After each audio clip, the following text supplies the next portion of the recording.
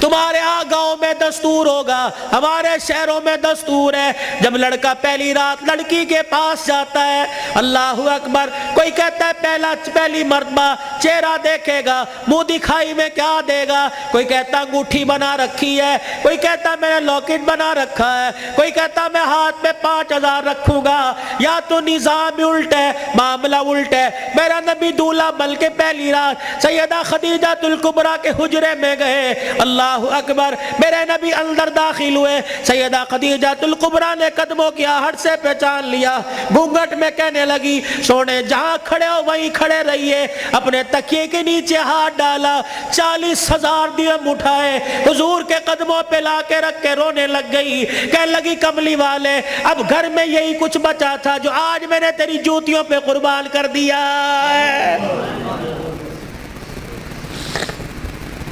یہ وہ خدیجہ الکبریٰ ہے جسے دنیا نے اسلام کی ملکہ کا نام دیا ہے۔ اسی کی بیٹی سیدہ فاطمہ الزہرا رضی اللہ تعالی عنہ، کائنات کے اندر بڑے بڑے جوڑے آئے لیکن اللہ کی قسم فاطمہ علی سے بڑھ کے جوڑا کوئی نہیں آیا ہے۔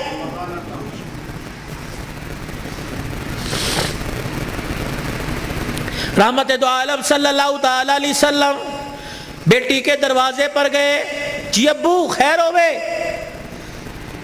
تم بھی کبھی یہ سننا سمجھ کے بیٹی کے دروازے پہ چلے جایا کرو اور جا کے کہا کرو آجا تیرا باپ تجھے لینے کے لیے آیا ہے۔ لیکن اس نبی کو کیا پتا تھا جس بیٹی کو میں میکے لینے کے لیے گیا، سسرال لینے کے لیے گیا کہ میکے آجا، 4 دن باپ کے گھر میں رہ کے ویڑا آباد کر جا، اس نبی کے علم میں کیا تھا کہ 1400 سال کے بعد بہن دروازے پر آئے گی، بھائی دیکھ کے کہے گا ہنے تے گئی سی پھر آ گئی ہے۔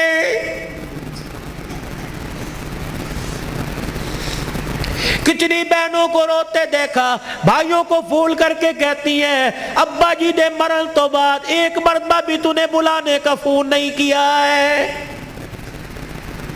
او لوگو چھٹیوں میں بہن کو بلا لیا کرو، عید تہوار میں بہن کو بلا لیا کرو، رب ذوالجلال کی قسم ہے تمہارے گھر میں آ کے بہن کھائے گی، پروردگار عالم بہن کے کھانے کی برکت سے اللہ تیرے رزق میں اضافہ فرمائے گا۔ ماں باپ کو کھلانے سے، بہن بھائیوں کو کھلانے سے اللہ کی قسم گھر کے اندر برکت آیا کرتی ہے، بے برکتی نہیں ہوا کرتی، گھر کے اندر رزق میں عزت میں اضافہ ہوا کرتا ہے۔ اے فاطمہ آجا، بہت دن ہو گئے، 4 دن باپ کے گھر رہا، اللہ اکبر، تیرا باپ تیری جدائی برداشت نہیں کرتا۔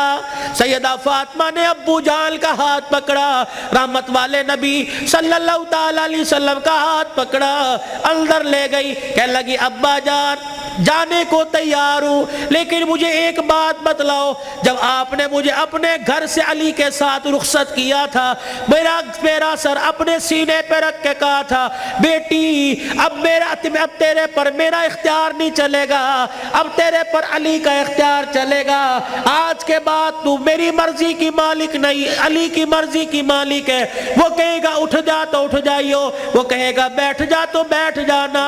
ابا جان آپ نے کہا تھا کہ جی ابا جانے کو تیار ہوں لیکن علی گھر میں کوئی نہیں، میں نے نہیں پوچھا تھا کہ علی ابا لینے آ جائے تو تیری بغیر اجازت کے جا سکتی ہوں کہ نہیں، ابا بیٹھ جائیو، اگر علی کہہ دیں گے چلی جا چلی جاؤں گی، اگر منع کر دیا تو میرے ابا جان آپ ناراض نہ ہونا۔ لاؤ ایسی زندگی جس کو تم دلہن بنا کے، جس کو تم 10-10 تولے سونا چڑھا کے گھر لے کے آئے ہو، سوٹی اٹھا کے کھڑی ہوگی، زبان درازی کرے گی، کہے گی اچھا ماں باپ کے گھر میں جانے کے لیے تیرے سے پوچھنا پڑے گا۔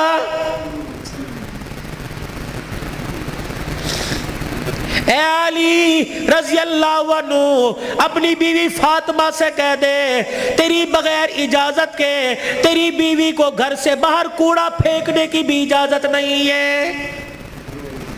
سامنے خالد بن ولید رضی اللہ تعالیٰ عنہ کا مکان تھا. اے علی تیری بغیر اجازت کے تیری بیوی فاطمہ کو سامنے دروازے میں کھڑے ہو کر خالد بن ولید رضی اللہ عنہ کی بیوی سے بات کرنے کی بھی اجازت نہیں ہے. جب تمہارے نکلنے کی دیر ہوتی ہے تمہاری بیویوں کا پتہ ہی نہیں ہوتا کہاں ہے. کبھی کہیں بیٹھ کے تعویذ لا رہی ہیں, کہیں فیصل آباد دوڑی ہوئی ہیں, کبھی کسی کے ساتھ سارے میرے بھائی نے, کبھی کسی کے موٹر سائیکل پہ جا رہی ہے, کبھی کہیں. یہ بھائی تو لے ڈوبے, اصل بھائیوں کو بھائی نہیں سمجھتی, محلے داروں کو بھائی سمجھی بیٹھی ہے.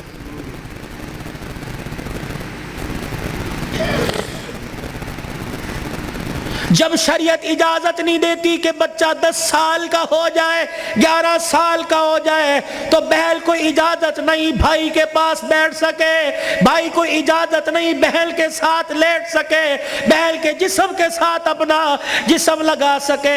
جب 11 سال کا بھائی بہن کے ساتھ جسم نہیں لگا سکتا تو تجھے محلے دار کے موٹر سائیکل پہ بیٹھ کے شہر جانے کی اجازت کس نے دی ہے؟ مولانا بشیر صاحب صحیح کہہ رہا ہوں؟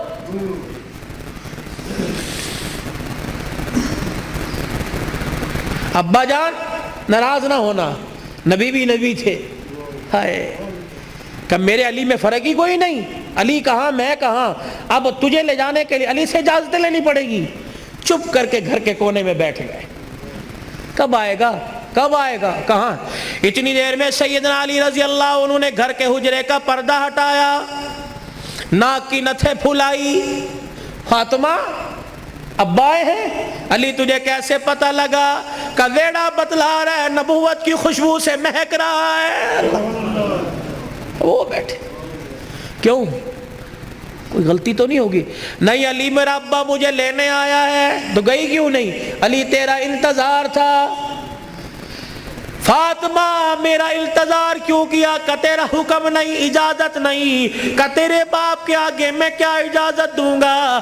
کہ علی بات اجازت کی نہیں, بات تیری مرضی کی نہیں. رب ذوالجلال کی قسم ہے اگر تیری اجازت کے بغیر آج چلی جاتی تو قیامت کی صبح تک میرے باپ کی نبوت والی پگڑی پہ لوگوں کی انگلیاں اٹھ جاتی.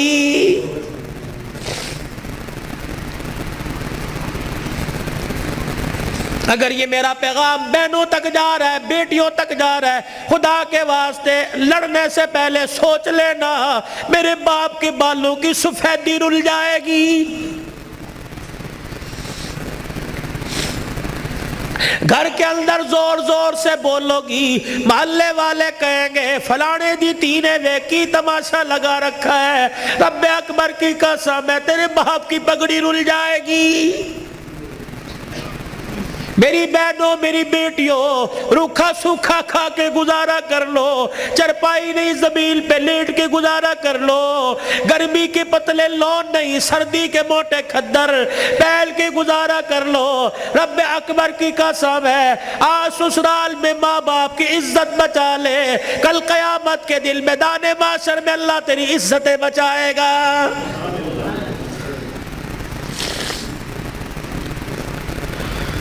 علی رضی اللہ تعالیٰ عنہ کہنے لگے جلدی جا.